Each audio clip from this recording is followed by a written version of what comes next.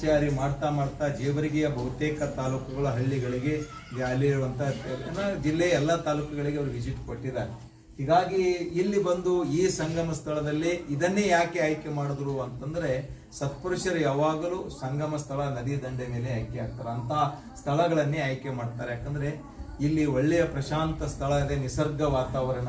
ಈ ಸ್ಥಳದಲ್ಲಿ ಇದ್ರೆ ಒಂದಿಷ್ಟು ಭಕ್ತರಿಗೆ ಒಂದಿಷ್ಟು ಅವಕಾಶ, ಅವರಿಗೆ ದರ್ಶನ ಕೊಡಕ್ಕೆ ಸಾಧ್ಯ ಇದೆ, ಭಕ್ತರ ಸೇವೆ ಮಾಡಕ್ಕೆ ಸಾಧ್ಯ ಇದೆ ಅಂತ ಅನ್ನುವಂಥದ್ದು ಇಲ್ಲೇ ನೆಲೆ ನಿಂತು ಈ ಊರಿನ ಹಿನ್ನೆಲೆಯೂ ಸಹಿತ ನಾನು ಇತಿಹಾಸದಿಂದ ಇಲ್ಲಿ 2 ಶಾಸನಗಳು ಸಿಗ್ತಾವೆ. ಹಳೆ ದೇವಾಲಯದಲ್ಲಿ 2 ಶಾಸನಗಳು ಸಿಗ್ತಾವೆ.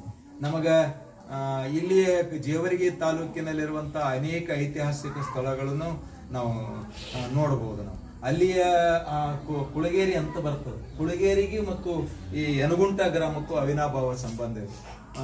ಕುಳಗೇರಿಯಲ್ಲಿ ಅಲ್ಲಿನ ಒಬ್ಬ ಕೇಶಿರಾಜ ಒಬ್ಬ ಪ್ರಧಾನಮಂತ್ರಿ, ಕಲ್ಯಾಣ ಚಾಲುಕ್ಯರ ಕಾಲದ ಪ್ರಧಾನಮಂತ್ರಿ ಜೇವರ್ಗಿ ತಾಲೂಕದವರು.